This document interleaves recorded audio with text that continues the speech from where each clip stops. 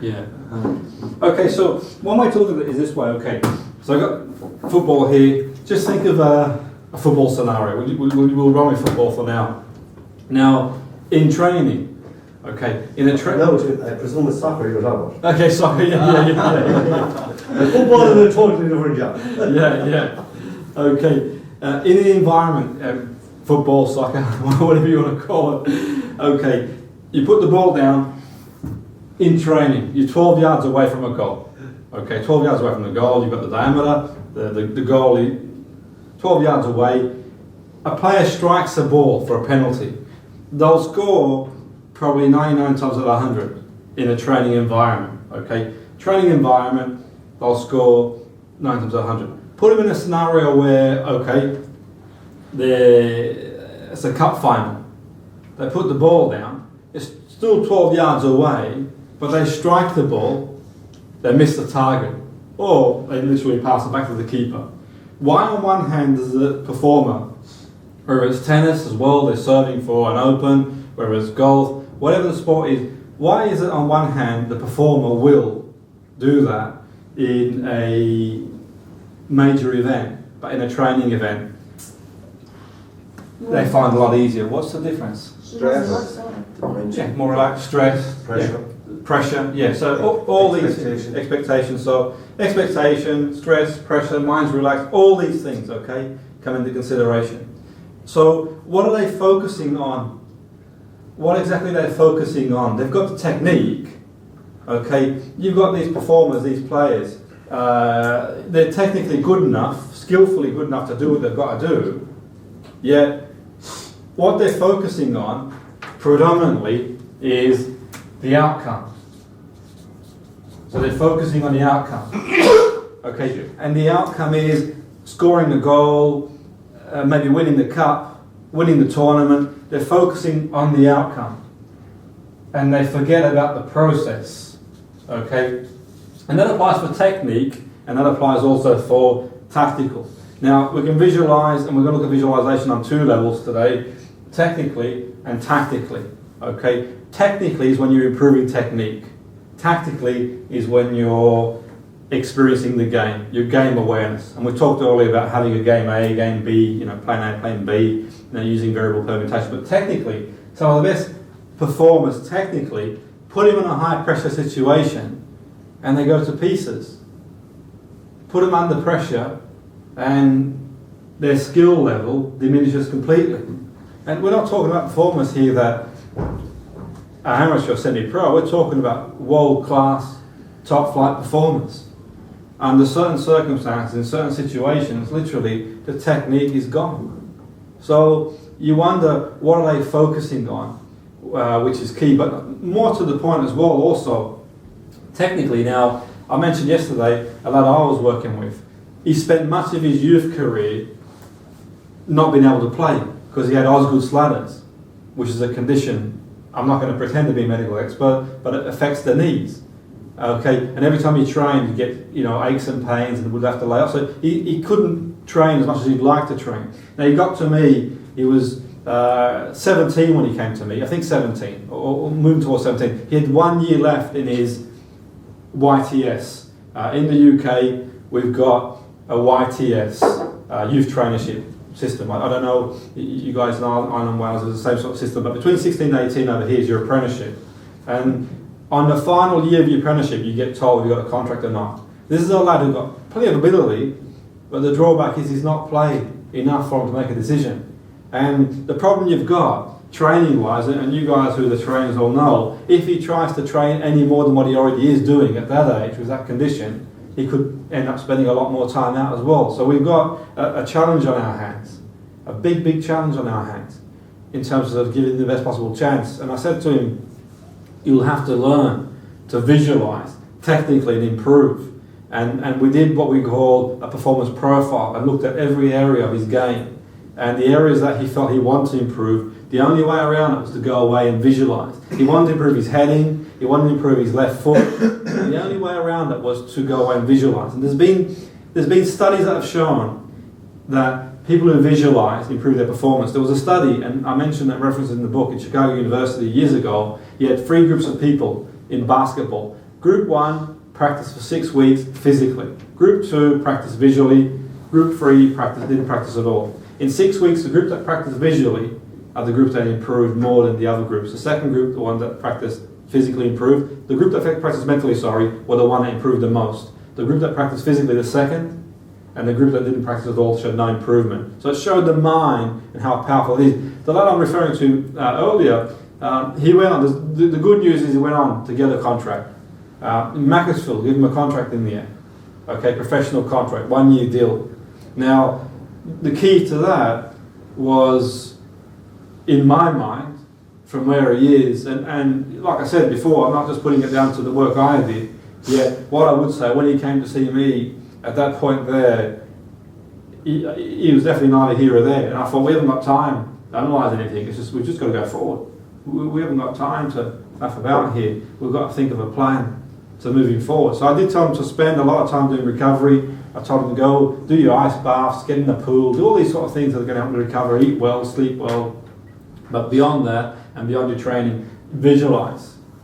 And when I sort of touched base in the following season, and I asked him about how it went, the visualisation, he said it was fantastic. It was great. He goes, I really improved so much. And I'd give him targets to meet as well with his left foot. That's okay. When you visualise, and then every other week, just go out there and see if you can ping a ball, take a corner.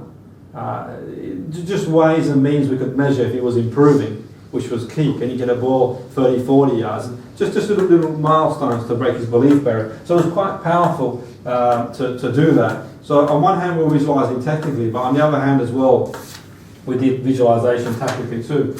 Now, to do the visualisation process, technically, we want to break the technique down. When I first asked this lad about his technique with his left foot, and I said, close your eyes and tell me what you do technically. If you were going to teach me, tell me what you do technically. You know what? When he came back, I knew straight away he wasn't effective with his left foot. And the reason why I knew was because the way he explained the technique to me was very broken down. So if that's something in your mind, then what's going on the outfield? And think about it. When you ask someone, how do you do a tennis serve?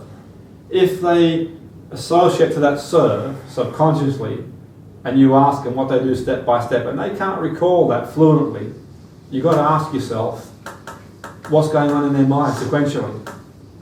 Okay, one way to gauge. So even in conversation, I can gauge someone's technical ability just by talking to them and by asking them what you do.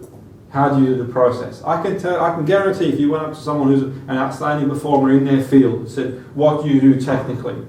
They'd be able to subconsciously give you a step-by-step process of what they do technically, very fluently, because it's in their mind, which is key. I do agree, because it's at a subconscious level, like when we drive a car, if someone said, how do you drive a car? You'd struggle probably to explain to someone how you would drive a car, but if you took a moment to close your eyes and visualise and think about how you drove the car, you'd be able to give someone valuable information in terms of what you would do step by step to do it as well. And a good performer that knows technical ability could recite that. Now technically, it's not my job, if it's not my field, to give the performer that technique. Okay, someone comes to see me and they're a tennis player, a tennis serve, I'm not going to go away and read a book on how to hit a tennis serve technically and tell them to do that. I'm going to say, look, go speak to your coach. If you haven't got a coach, go get a coach or go see the best in the business and find out what to do. If they're a golfer, I'm not going to tell them how to swing because it's not my profession. I know a bit about it, but not enough to improve. So I go see someone. If it's football, even though I'm a football coach myself and do work in industry, I still would refer them to a coach to get that technical breakdown, which is key. So for example, the way we would visualise technique in football would be the steps. If we're going to break down the steps of striking a ball, it would be, and this is just an example, so you've got the ball in your mind, what you're reciting, so the steps to striking the ball. So it might be, okay, putting the ball down, okay, stepping back, approaching the ball on the angle, arms out for balance, approach the ball, keep your head down, and strike the ball through with your laces. And I'll go through those steps with the performer and negotiate those steps with a coach. Step 1, step 2, step 3. Okay, and I get them to embed that in their mind. So the next time they're out in the field, where they've got an opportunity to strike the ball, okay, the technique becomes a skill. Because technically, you can teach anyone to literally do anything. Okay, technically, you know, but turning that into a skill is a different matter altogether. Okay, so you could teach anyone in this hotel today how to strike a ball, and they could hit a ball reasonably well enough. Put in the game situation, it's a different scenario altogether. Okay, because they've got to try and find space to strike the ball, they've got to get to the opportunity. There's the tactical element to do that. But if you haven't got that foundation, then you've got nothing to work with. And that's what's really important, having that foundation. So if I've got a performer and they've got to take a free kick or a penalty, one of the things I'll tell them to think about is just focus on the process. Leave the outcome to one side. Forget scoring the goal. Forget, the consequences of scoring the goal. Focus purely on getting the ball in the back of the net or the free kick. Focus purely on the process. Put everything else to the back of your mind. The outcome, what it means, winning the cup, all that sort of stuff. You don't need any of that stuff in your mind. All you need to do is put the ball down and execute your technique, your skill. Okay? And that's as much as you can do. There will be times that, you know, the keeper flies to one side and bang, tips the ball over the bar, and there's not a lot you can do about that. It's just life, isn't it, in sport. Sometimes you meet someone who is at that level that can do that. There will be times that you play against someone who underperforms, okay, which is key. All you can do is play to the very best of your ability. That's as much as anyone can ask you to do. Just perform to your level, okay, and beyond that, see what happens. You know, there's some performers that in their day, you know, people like your Federers and, you know, your Woods in his day and that sort of stuff. When they're at the races, you know, they're at that level. They're at a very, very high level. You know, but they have off days too. They can be beaten. You know, anyone can be beaten. They have off days. I think the worst thing for a sports person is when you kick yourself. Think, if I had done this and had done that, you know, what I could have done. And I think by doing this process, you put yourself in a driving seat to go from there. So I'm going to demonstrate the process with you. Okay. Okay. So the first thing I would do, is to get a breakdown of the technique. So talk me through iron shots. So your iron shot. Any particular iron?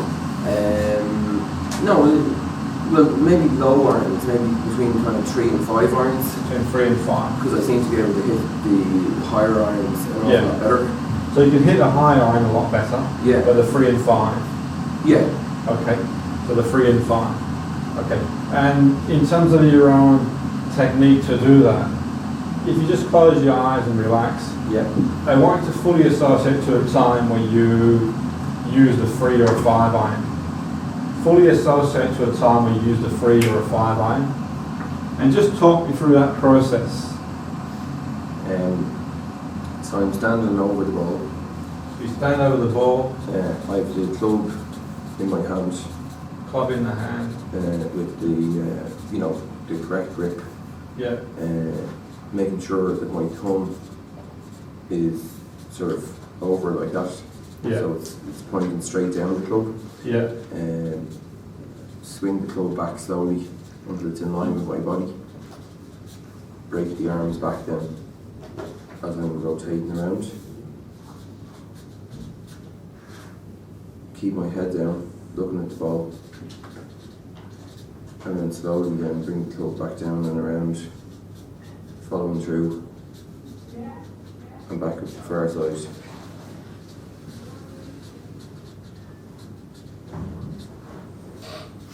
Okay. And is that what you do technically? Pretty much, yeah. Yeah. Now, if I was feeling brave, I might try and flick the wrists as I'm coming through Okay. to get an extra bit of club head speed. But you know, that's sometimes where the wheels fall off the wagon a bit. Yeah. Trying to get ahead of myself. Okay. And that's interesting, really, because you use the metaphor there for what happens when you flick the wrist, really. You use the metaphor for what could happen when you do that. Does that always happen when you flick your wrist? Does it always happen? Sometimes it'll work. Sometimes it does When work. I think I'm Tiger Woods, and Yeah, I'm trying to yeah. defend, I'll wind up duffing the ball or something, Yeah. or I might lift my head Yeah. to admire the shot before I've hit it, Yeah. and tap Yeah. the ball, and it scutters along the ground. Okay. So you're aware of what you're doing. You're lifting your head to admire this. Yeah, shot, so to yeah. speak. Sometimes Yeah. I do that, Yeah. and sometimes then I'm trying. I mightn't turn enough, or sometimes I'm going too hard at it, trying Yeah. to kill it. Okay.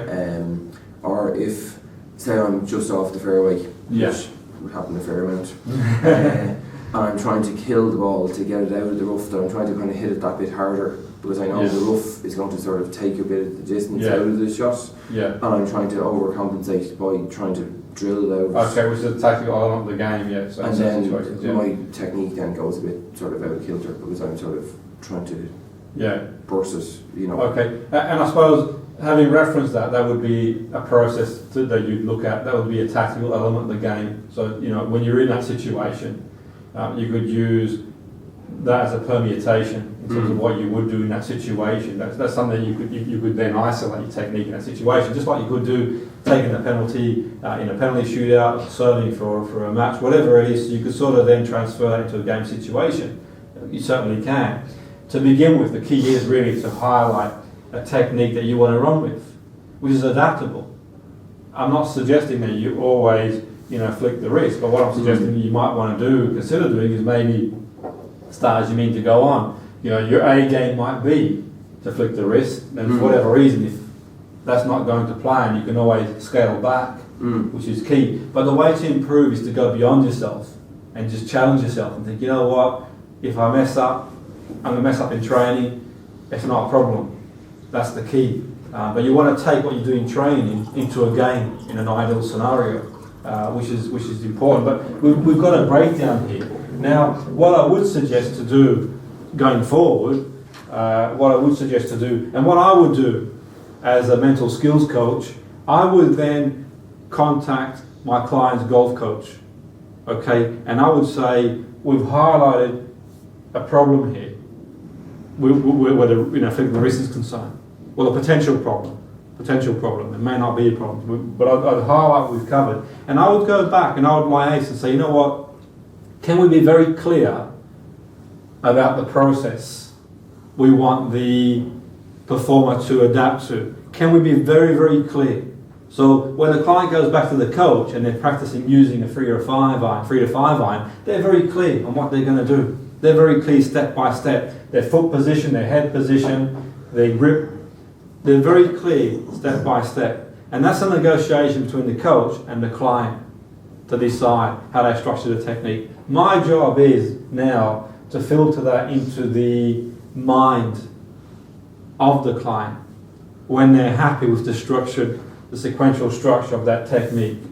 So that's what I would do. When the client goes away and negotiates the technical process with the coach and they agree on how they're going to improvise this technique, because at this level, at a certain level of the game, it goes beyond textbook. Okay, some of the best performers in the world are non-textbook, so they've got to negotiate based on the person's physiology and experience and adaptability, a process, and that would be a coach relationship. It wouldn't be my job to say, okay, we thought about doing this, that and the other, unless I was at the level I felt comfortable enough in that field to do that. So I would be open and say to the coach, you know what, we want to improve the 3 or 5, okay, can you work with the performer and work on this technique? They would work on it physically. Having worked on it physically, the next time you come back to me, we will work on it mentally. And the way we would do that is I would recite the process, the technical process, step by step in your own mind. Okay, and I would embed that in your mind. Okay, I would embed that in your mind, and I'll get you to mentally rehearse that process over and over again till it became a part of your game. What was the classic quote that that golfer said? He'd never missed a shot, never missed a putt. The classic quote. Was it Woosnam who said that he'd never missed a putt in his mind? Now, in his own mind, Jack Nicklaus had made that quote, "I've never missed a putt." In his own mind, I'm sure he's referring to visualization. He'd visualize the golf ball going in. Of course, there were times he didn't get in the hole, because he's human, and as a human, we all make mistakes. But more often than not, he would succeed. Okay, not because I would think he was any more gifted than maybe many golfers on the circuit. It was just he was mentally wired up to succeed, which is key. So if I can do a demonstration based on the technique that we've got here already, and obviously beyond this, as I mentioned earlier, it would be a negotiation with you, a coach, or someone who could instruct you on the process of technically going through the process. But I'll take you through this process anyway, and then I can embed it in your mind. So if you just close your eyes and really relax. Okay, I want you to really relax, and with your eyes closed, what I want you to do is just imagine using a 3 or a 5-iron. Okay, I want you to imagine going through the process of using a 3 or a 5-iron, step by step. So you're standing over the ball. You have the club in your hand and you have the correct grip. Your thumbs are pointing straight. You're swinging back slowly, rotating, head down, slowly bring down, following through, and flicking the wrist for extra distance. And we're just going to go through that again. So you're standing over the ball, club in the hand with the correct grip, thumbs pointing straight, swing back slowly, rotate, head down, following through, flicking the wrist. Brilliant. I'm just going to go through that again. I'll give you time to process that again. So just going through that technique again, standing over the ball, club in hand, correct grip, thumb pointing straight, swinging back slowly, rotating, head down, slowly bring down and follow through, flick the wrist for extra. Okay, and gradually coming back to the here and now in your own time and your own pace. And you could go over that on several occasions. Now, you'll note that I used the flip chart as a guide to make sure that the information I was putting back in was based on your technique. So, in a situation where I'm working with someone, I'm using exactly their language patterns, because words are just labels. Okay, I'm not changing one of the words to suit me. I'm very meticulous about the words I use, because they're the client's language patterns. And words are just labels. I'm not deciding, you know what, it might sound better if I do it this way. Or I watched golf the other night and saw someone talk about a certain golfer do something. I'll put that in. That's not my job to do that. I've got to be very clear and use their language, what works for them, which is key, or what they've negotiated with the coach, which is key. And that's pretty much how you do that process to isolate a technique, to isolate whatever it is in any sport, be it tennis, backhand, forehand, serve, football, striking the ball, free kick, even weight training, a process, step by step, step 1, step 2, step 3, whatever it might be, to be very clear in your own mind. How did you feel when you went through the process? Good?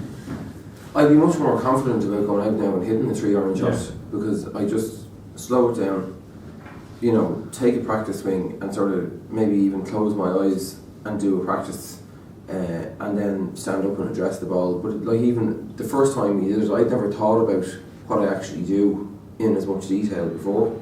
Yeah. So even just going through that